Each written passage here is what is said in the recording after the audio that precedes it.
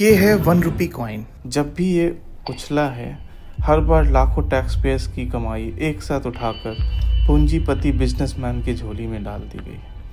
मुफ्त में 15-20 लाख रुपए भी मिल जाएगा। मैं बात कर रहा हूँ 1050 एकड़ जमीन जो कि 25 साल के लिए लीज पे दी गई है अदानी को। सिर्फ एक देश की जनता 9% लोन पे काम करती है। कि उससे वसूले गए रुपयों में मुफ्त की रेवड़ी बांटी जा रही है। अब ये जमीन किसी पॉलिसी के तहत दी गई होगी, तो इसमें बिहार इंडस्ट्रियल प्रमोशन पैकेज 2025 है। वो कहता है बड़े प्रोजेक्ट्स जो 1000 करोड़ से ऊपर वाले हैं उनको 25 एकड़ जमीन दी जाएगी।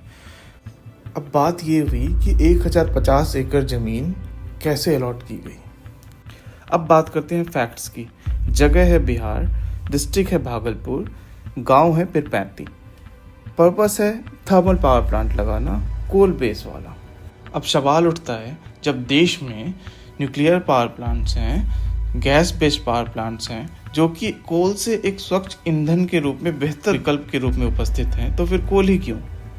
कॉमन सोर्स अगर बात करें तो पहला है फ्लाई ऐश, जहाँ से टॉक्सिक एंड हेवी मेटल्स निकलते हैं जो कि हवा और मिट्टी को प्रदूषित करने में अहम भूमिका निभाते हैं।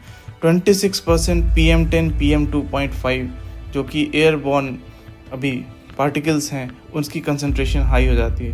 थर्ड है आर्सेनिक जो कि कैंसरस और स्किन डिजीज के लिए जानी जाती है। और विडंबना ये है कि CAG रिपोर्ट कहती है कि गुजरात में जो पावर प्लांट्स लगे हैं उसकी वजह से SO2 sulphur dioxide, NOx nitrogen oxide की जो कंसंट्रेशन है वो सबसे ज़्यादा है।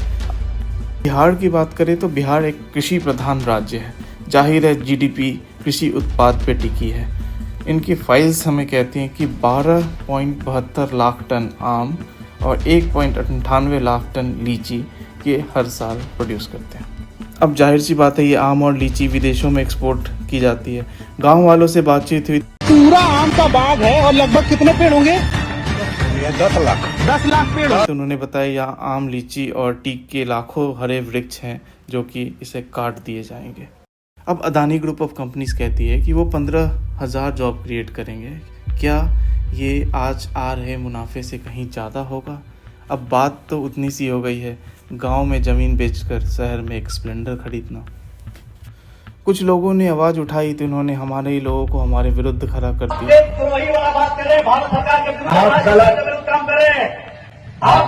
कहते हैं उठो, जागो और अपनी ज़मीन अदानी के नाम कर दो। ये बड़ी अच्छी बात कही आप।